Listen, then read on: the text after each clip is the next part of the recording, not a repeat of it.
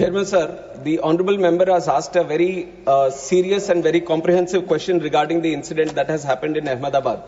Sir, I would like to start by answering that the investigation process, which is according to the international protocol, the norms which were set by International Civil Aviation Organization, where the state of operation should have their investigation body, and we have our own investigation body, which is the Aircraft Accident Investigation Bureau, which got into the investigation process right after the incident with the subject experts into the site, and they have started their process according to the international protocol, and they have involved subject matter experts, all the international necessary people who are supposed to be participating in the investigation, and they have gone through the first set of investigation process, and they have given us the preliminary report.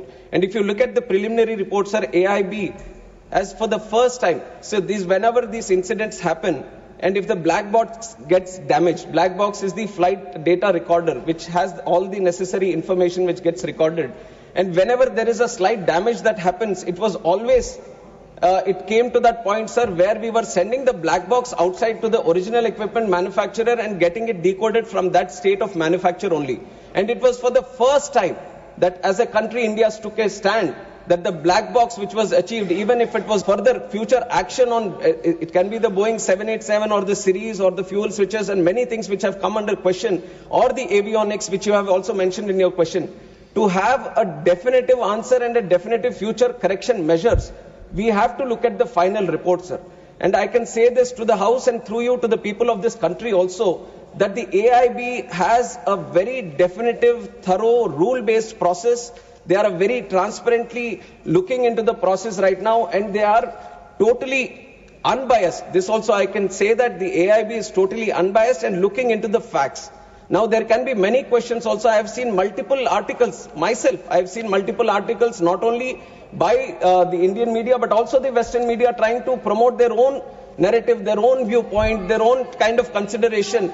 But I have to tell you that the way we are seeing the investigation is through the facts. We want to stand by the truth, not what is happening with the pilots or not what is happening with the Boeing or not what is happening with the Air India or any other stakeholder which is this. We want to stand by the truth.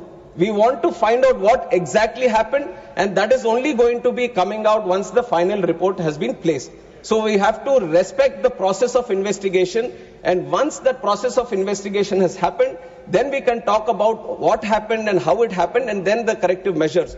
If we talk about the other incidents that would have happened before, let it be the Air Nippon, Japanese Airways, or any other airways for that fact, every time any incident happens in any country, then the same process is followed, where the investigation body gets into the process of investigation, and once the thorough investigation is done and the final report is placed, only then the corrective measures to all these countries and all these airline operators and all the regulators is sent so that the corrective action is being done. And this has happened in the previous incidences also. Wherever there was any incident happened, whenever there was a mandatory suggestive correction measures that were supposed to be done through the international protocol, it is mandatory for every state regulator to follow these and every airline operator to follow these. And we have thoroughly, without any negligence, we have thoroughly followed all the corrective and suggestive measures from the ICAO international protocol.